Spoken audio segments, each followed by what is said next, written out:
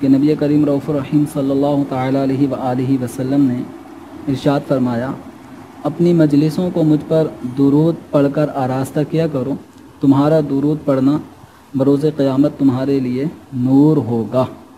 صلو علی الحبیب صلی اللہ تعالی علی محمد صلی اللہ تعالی علیہ وآلہ وسلم۔ ایک سوال یہ ہے کہ کیا رمضان المبارک کی سب سے پہلے مبارکباد دینے والے پر جنت واجب ہو جاتی ہے؟ یہ عام طور پہ جب سے سوشل میڈیا کا دورہ ہوا ہے تو اس چیز نے بہت زیادہ زور پکڑ لیا ہے کہ ہمارے بعض نادان مسلمان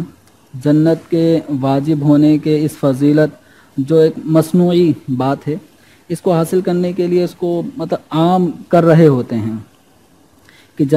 رمضان شریف کے آنے کی سب سے پہلے وہ خوشخبری سنا رہے ہوتے ہیں اور سمجھ رہے ہوتے ہیں کہ ہم نے اپنے لیے جنت کو واجب کر لیا ہے۔ تو یاد رکھیے کہ سال میں جو 12 مہینے ہیں ان 12 مہینوں میں سے کسی بھی مہینے سے متعلق ایسی کوئی روایت، کوئی حدیث، کسی صحابی کا قول، کسی تابعی بزرگ کا قول، کسی اللہ کے ولی کا کوئی قول ایسا نہیں ملتا کہ جس میں یہ بات بیان کی گئی ہو کہ جو ماہ رمضان مبارک یا کسی بھی مقدس مہینے جیسے رجب شریف، اس کے بارے میں بھی اس طرح کے میسیجز چل پڑتے ہیں، ربیع الاول شریف کے بارے میں بھی ایسے میسیج چل پڑتے ہیں، محرم الحرام کے حوالے سے بھی چل پڑتے ہیں۔ تو یاد رکھیں کسی بھی مہینے کے حوالے سے ایسی کوئی روایت نہیں ہے۔ تو جو اس قسم کی پوسٹ یا میسیجز شیئر کر رہے ہوتے ہیں تو وہ غلطی پر ہیں اور ایسی کوئی روایت نہیں ہے۔ جو چیز حدیث رسول نہ ہو،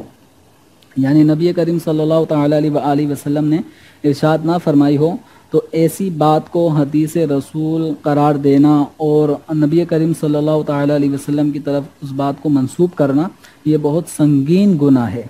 کہ نبی کریم صلی اللہ تعالیٰ علیہ وآلہ وسلم نے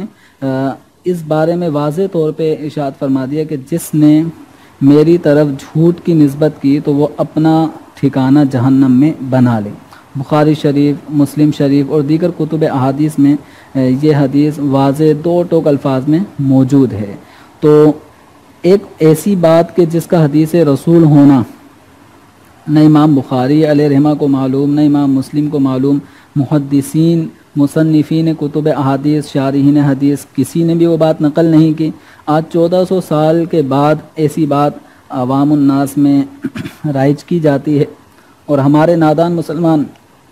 جنت کے استحقاق اور جنت واجب ہو جائے اس طلب میں اس کو عام کر رہے ہوتے ہیں۔ تو لہذا یہ نادانی ہے، گناہ کی بات ہے۔ تو جن اسلامی بھائیوں نے، اسلامی بہنوں نے اگر ایسا کیا ہے کہ سوشل میڈیا پہ اب تک ان کی یہ پوسٹیں موجود ہیں، لگی ہوئی ہیں، اور ہو سکتا ہے کہ حالیہ بہت سارے ہمارے مسلمانوں نے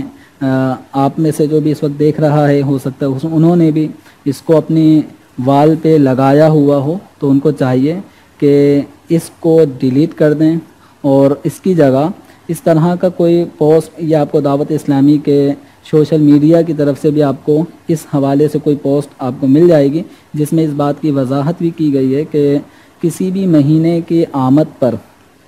اس طرح خوشخبری دینے والے کے لیے جنت کے واجب ہونے یا جہنم کے حرام ہونے کی کوئی روایت، کوئی فضیلت حدیث میں موجود نہیں ہے۔